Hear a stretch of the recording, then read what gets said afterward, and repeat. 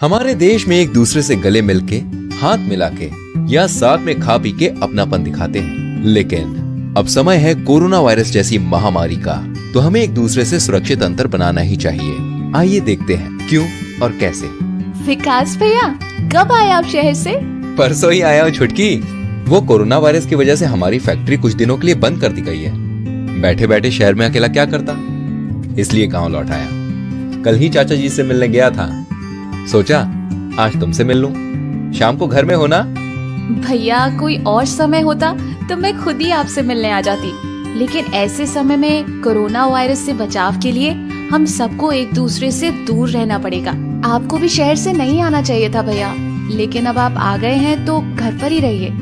तुम्हें क्या लगता है मुझे कोरोना वायरस की बीमारी हुई है? अरे नहीं, बुरा मत मानिए भैया, लेकिन इस समय सावधानी लेना बहुत जरूरी है।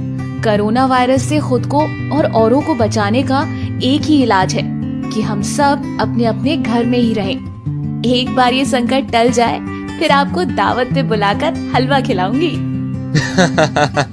क्यों नहीं, ठीक है बहना, जैसा तुमने कहा मैं घर पे ही रहूंगा। अच्छा सुनो, मैं जरा पास की दुकान से सब्जी और कुछ सामान लेकर आता हूँ। हाँ, पर संभाल के जाना। रुमाल से मुंह और नाक को ढक लो। और सुनो, दुकान में भीड़ होगी तो बाहर ही लाइन लगाकर खड़े रहना। लाइन में भी एक दूसरे से 6 फीट की दूरी रखना। दोस्त भी मिले तो उससे भी हाथ नहीं मिलाना, दूर से ही बात करना। बिल्कुल बिल्कुल, ऐसा ही करूँगा। अरे भाई, क्या घर में बैठे हो, चलो थोड़ी खुली हवा खाकर आते हैं। अरे शंकर चाचा, आप ही बाहर निकल आए। पता है ना, कोरोना वायरस से सबसे ज्यादा सावधानी लेने की जरूरत बुजुर्गों, छोटे बच्चों और उन व्यक्तियों को है जिन्हें डायबिटीज, ब्लड प्रेशर, हार्ट या कोई अन्य बड़ी स्वास्थ्य समस्या है।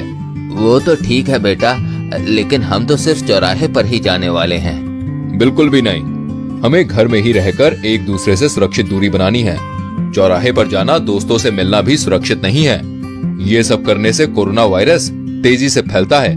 और हाँ चाचा जी, अगर आपको भी कोई सामान लाना है तो इन्हें कह दीजिए, लेकिन कोरोना वायरस के खत्म होने तक हम सबको घर में ही रहना है।